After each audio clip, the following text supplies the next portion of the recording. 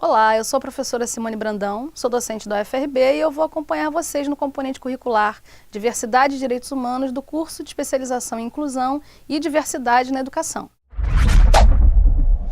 Eu sou Jéssica Bruno, sou docente, historiadora e mestre em estudos interdisciplinares sobre a universidade e também acompanho vocês no componente curricular Diversidade e Direitos Humanos do curso de especialização em Inclusão e Diversidade da Educação.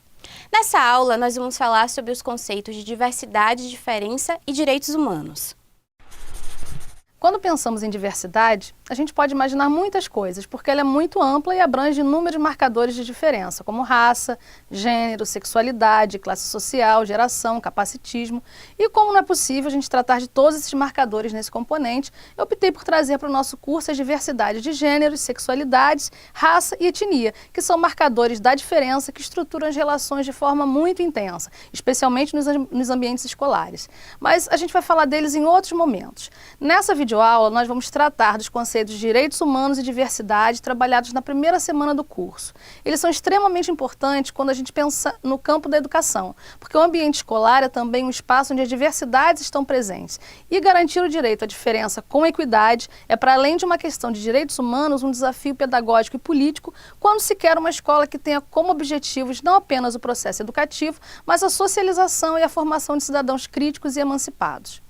O conceito de direitos humanos e diversidade, eles são, portanto, conceitos importantes quando se deseja construir uma pedagogia que respeita as diversidades, sejam elas culturais, sociais, econômicas, uma pedagogia que valorize o afeto e a livre expressão, uma prática pedagógica emancipatória que se posicione contra a violência e a intolerância, contra o preconceito, com as diferenças que levam ao bullying e à exclusão de pessoas, não só do processo educativo em si, mas em todos os outros direitos correlatos. A gente pode imaginar, por exemplo, quantas crianças e jovens abandonam as escolas por não terem suas diferenças respeitadas e como essa saída precoce da escola impediu essas pessoas, na maioria das vezes, de acessarem outros direitos pela ausência mesmo da escolarização. Mas o que são direitos? O que se entende por direito? Bom, a gente partindo da concepção de direito apenas, o que seria direito? A gente pode afirmar que direito é o que é certo, o que é correto, o que é justo, mas como termo jurídico, entretanto, a gente pode dizer que são normas estabelecidas na lei, a regra jurídica ou a própria lei em si.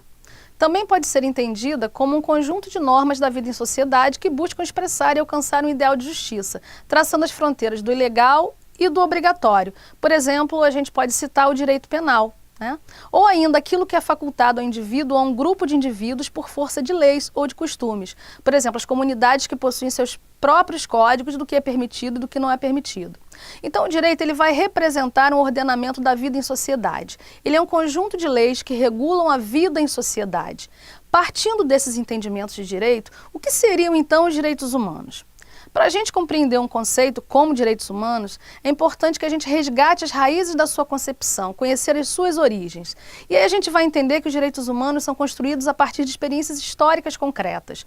Os direitos humanos eles não resultam de uma concessão da sociedade política, mas são direitos que a sociedade política tem o dever de reconhecer e garantir e que foram conquistados ao longo dos tempos. Os direitos humanos, eles constituem uma das utopias mais intensas da modernidade. É tudo que se deseja alcançar quando a gente pensa em uma sociedade justa. Para se conceituar direitos humanos, é preciso também entender que ele possui múltiplos conceitos em função da diversidade de perspectivas que eles são compreendidos. Assim, a gente pode dizer que os direitos humanos eles abrangem uma pluralidade de significados, sentidos e interpretações. E a gente pode afirmar também que foram muitas as transformações políticas e ideológicas sofridas pela ideia de direitos humanos ao longo da história. Eu não vou aqui entrar na história dos direitos humanos, mas vocês podem explorar essa historicidade no texto que nós recomendamos para a leitura, O que são direitos humanos, que está no nosso AVA. Então, retomando, o único consenso entre os defensores e promotores dos direitos humanos é a ideia de universalidade. E que universalidade é essa que é vinculada aos direitos humanos? É a ideia de que todas as pessoas, independentemente de sua condição étnico-racial, econômica, social, de gênero ou outro marcador de diferença, são sujeitas e detentoras dos direitos humanos. A gente tem nessa compreensão uma relação estabelecida entre direitos e deveres. Por exemplo, se eu tenho direito à vida, o outro tem o dever de preservar a minha vida. Essa ideia da universalidade implica, portanto, na expectativa de que é possível a construção de uma sociedade que defina e garanta condições igualitárias de convivência e de distribuição dos bens acumulados pelo ser humano a todos os indivíduos, considerando que todos são detentores de direitos essenciais e indispensáveis à convivência social. Esses direitos essenciais a gente pode entender também como os direitos fundamentais.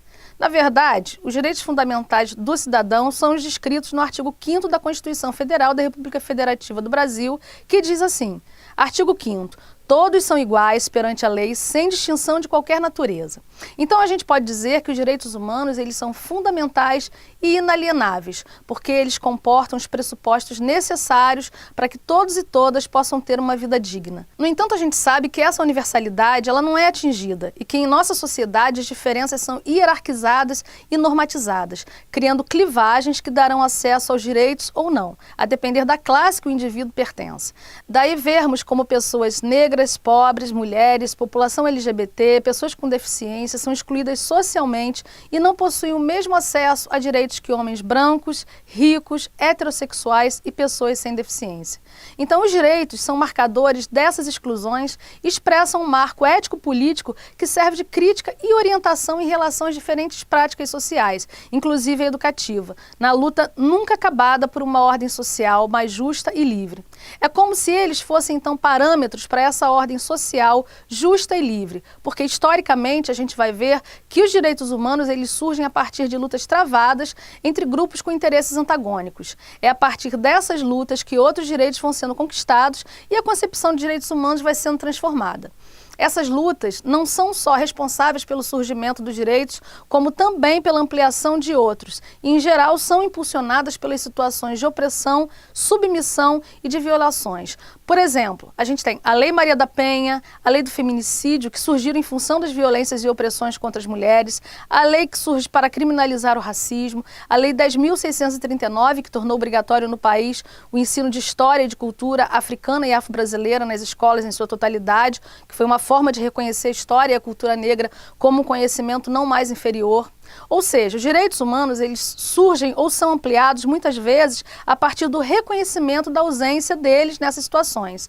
É, portanto, sempre as lutas contra formas de violência e opressão que vão desencadear a conquista dos direitos. Então, a partir do momento em que se estabelece um consenso sobre a insuportabilidade de determinado sofrimento e um consenso moral sobre a necessidade de se fundamentar um direito que livre o ser humano desse sofrimento, é que o direito vai se fundamentar. Essa foi a história da construção dos direitos humanos desde sempre. E o principal marco internacional contemporâneo dos direitos humanos, a Declaração Universal de 1948, ela foi tecida justamente após os horrores das duas guerras mundiais, dos regimes totalitários, das tentativas de extermínio dos judeus e demais povos considerados inferiores, da violência absurda das bombas nucleares lançadas sobre Hiroshima e Nagasaki, enfim, após os graves desrespeitos aos direitos humanos da humanidade.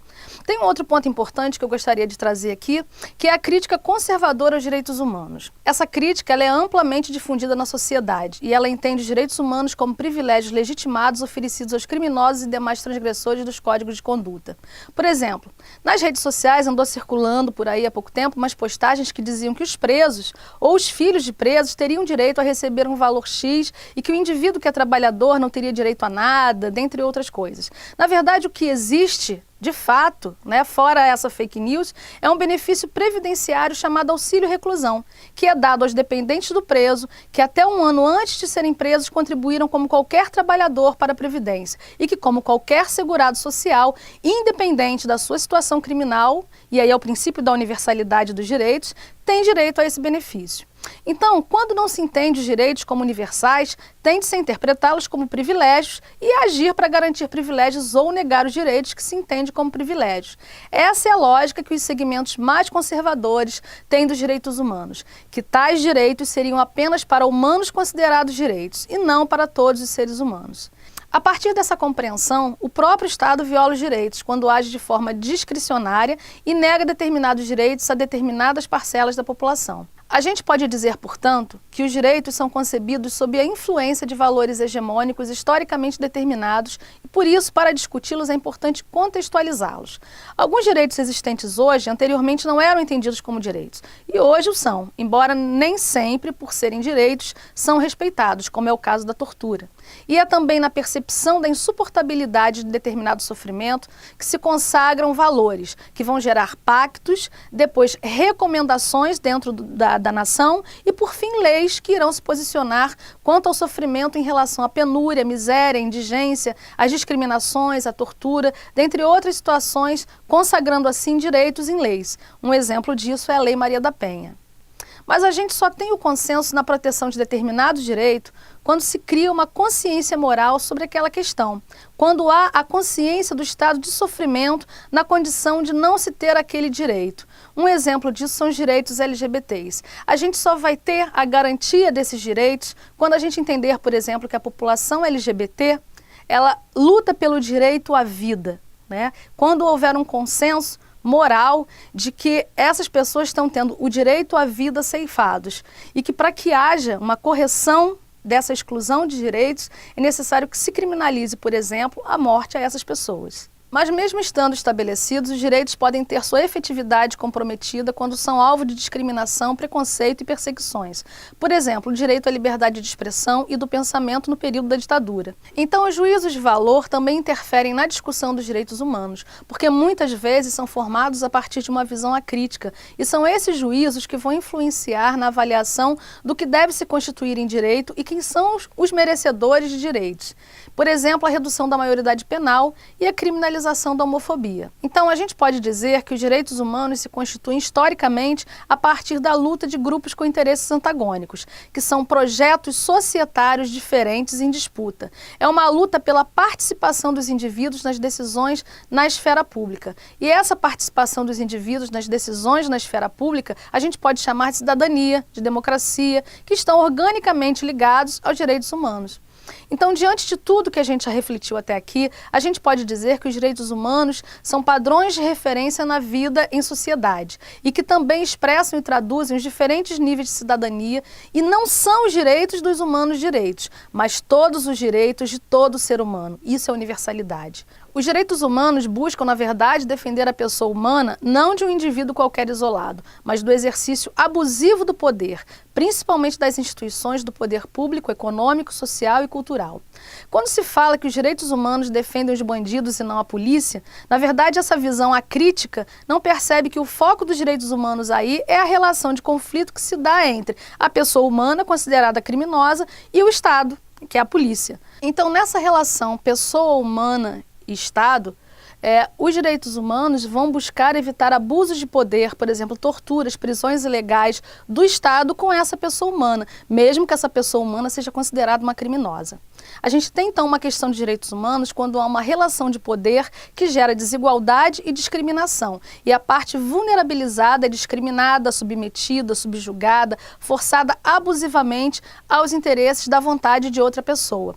Por exemplo, os direitos humanos eles estão na relação mercado-consumidor, homem-mulher, pensando nas relações de gênero, adulto-criança, brancos e negros, ricos e pobres, heterossexuais e homossexuais, pessoas com deficiência e pessoas que não têm deficiência, o jovem e o idoso, a pessoa humana e outras espécies. Na verdade, os direitos humanos não regem relações entre iguais, apesar da pressuposição de igualdade entre os indivíduos, mas opera em defesa dos vulnerabilizados nas relações de poder e tem se movido na história impulsionado pela mobilização da sociedade civil contra todos os tipos de dominação, exclusão e repressão.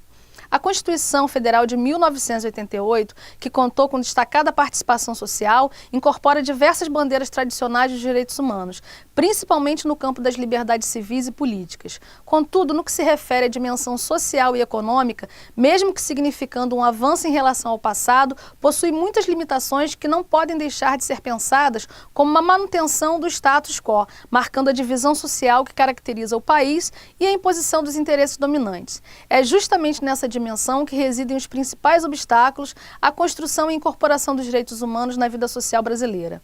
O quadro aprofundado de desigualdade opera como impeditivo estrutural para a consolidação dos direitos humanos, visto que impossibilita para a maioria da população o acesso aos meios e aos conteúdos sociais, culturais e políticos indispensáveis a uma convivência democrática. É evidente que tais movimentos e instituições não significam a hegemonia dos direitos humanos no Brasil. O país é cenário de profundos níveis de desigualdades sociais, regionais, raciais, de gênero, que oferecem o conteúdo para a violência cotidiana, a exclusão da maioria da população dos mecanismos elementares da dignidade da vida, a constituição de uma cidadania frágil e irrealizada, a concentração das oportunidades e a permanência das relações autoritárias de poder e dominação.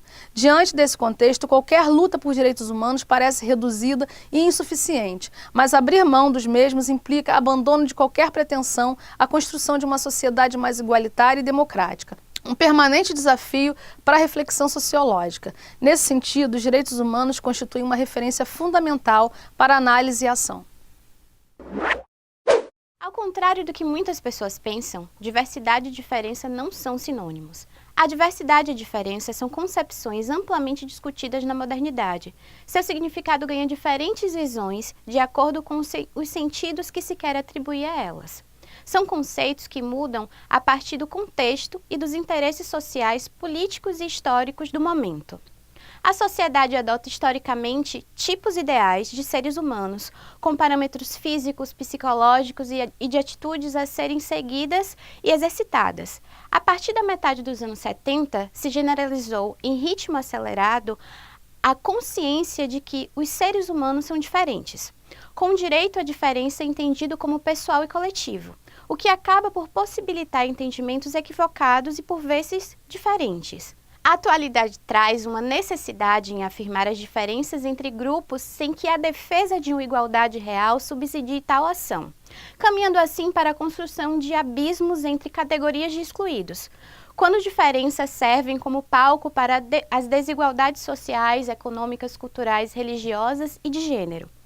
Na pós-modernidade, a causa da diversidade vem sendo utilizada como algo inovador, progressista, emancipatório, humanitário e politicamente correto, mas pode se constituir na realidade um movimento de acobertamento das desigualdades de fato. Dessa forma, a luta pelo reconhecimento das diversidades e das diferenças vai além da afirmação "somos diferentes, mas perante a lei somos iguais". Lutar pelo reconhecimento das diferenças, valorizando e negociando as diferenças publicamente, sem que haja necessidade de autoconformação de identidades, nem de ajustes que camuflem ou fragmentem identidades. E assim, em muitos estudos, os conflitos são ignorados, sem que se tente compreendê-los como fazendo parte de caminho para a solução de possíveis problemas. Nós questionamos então, por que encobrimos ou velamos as diferenças?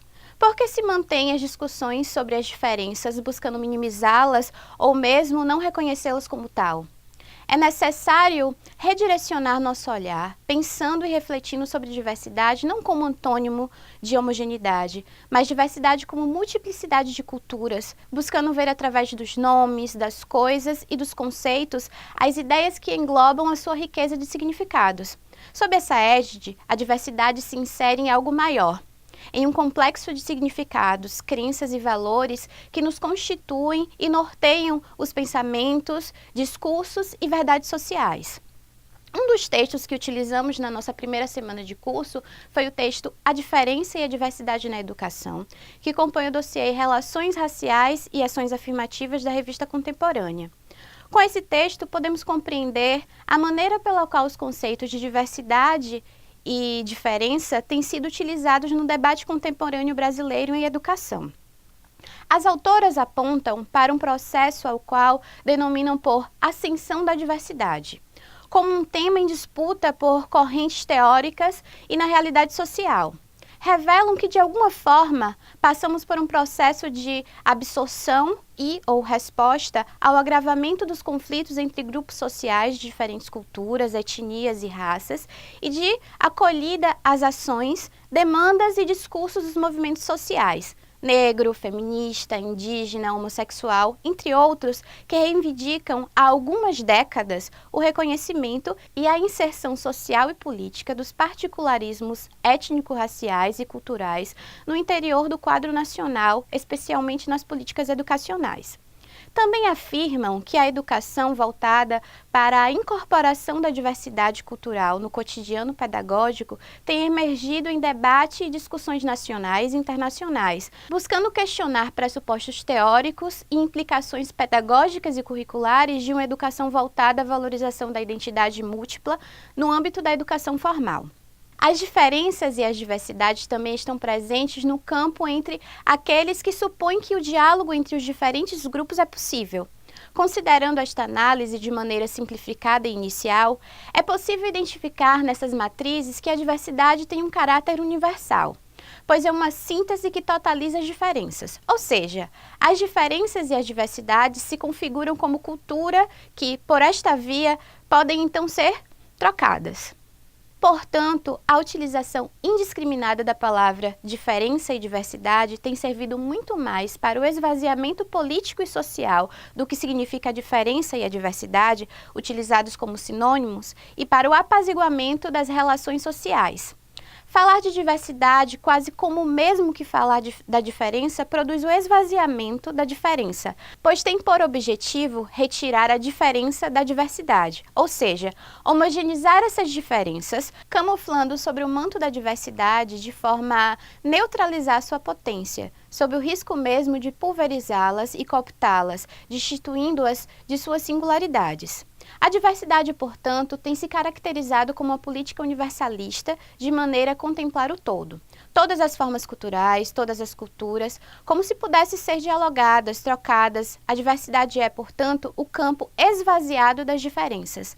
Este campo da diversidade também, de alguma maneira, é esvaziado, não pela diferença, mas pelas desigualdades.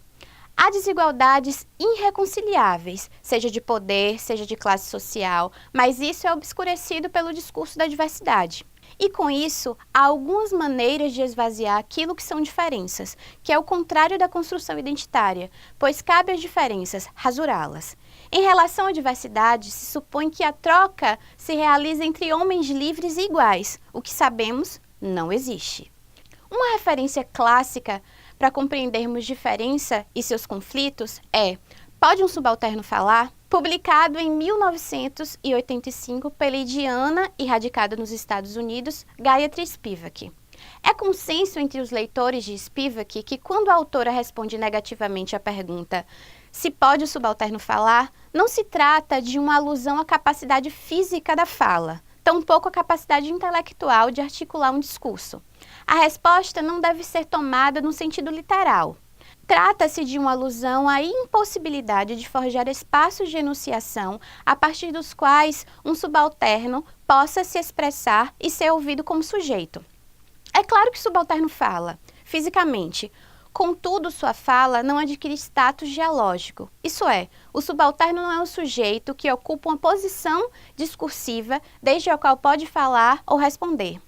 O texto de Spivak é de grande importância para o enriquecimento dos debates sobre a diferença porque afirma a necessária tarefa de desromantizar a resistência aos sistemas de opressão, complexificando assim as abordagens que procuram trabalhar desde pontos de vista socialmente construídos como subalternos. Contudo, devemos tomar cuidado para, nesse movimento, não incorrermos na reprodução das narrativas que têm, nas despotencializações desses pontos de vista, seu principal efeito de poder. Essa formulação aparece no momento do texto em que Spivak alude ao suicídio de uma jovem encontrada morta no apartamento do pai em Calcutá, por volta de 1926. Somente 10 anos após o seu suicídio, descobriu-se que esta era, na realidade, militante ativa num dos muitos grupos da luta armada pela independência da Índia e que seu suicídio provavelmente resultava de um sentimento de incapacidade frente a uma missão que lhe havia sido confiada. Mas o que mais chama a atenção é que a menina tenha sido encontrada menstruada, como se houvesse esperado esse momento para concretizar o ato. Para Spivak, esse fator indica uma inversão da proibição contra o direito de viúvas menstruadas de imolarem a si mesmas. No limite, uma escritura não enfática subalterna do texto social, que devido ao fato da história da participação de mulheres no movimento por independência ter sido documentada e contada majoritariamente por meio do discurso dos líderes masculinos, permaneceu invisível. Seria possível encontrar, ao redor do mundo, uma série de outras dimensões políticas não registradas pelos discursos historiográficos hegemônicos. É fato que esse silenciamento das vozes e gestos subalternos tem sido, em grande medida, o responsável pela construção de versões transparentes de fatos históricos ligados aos sujeitos geográfica, racial e sexualmente não hegemônicos. O que não significa que esses sujeitos não tenham, ao seu modo, querido marcar nas teias da história sua diferença. O que ocorre parece ser aquilo que Spivak formulou: o subalterno não pode ser escutado ou lido.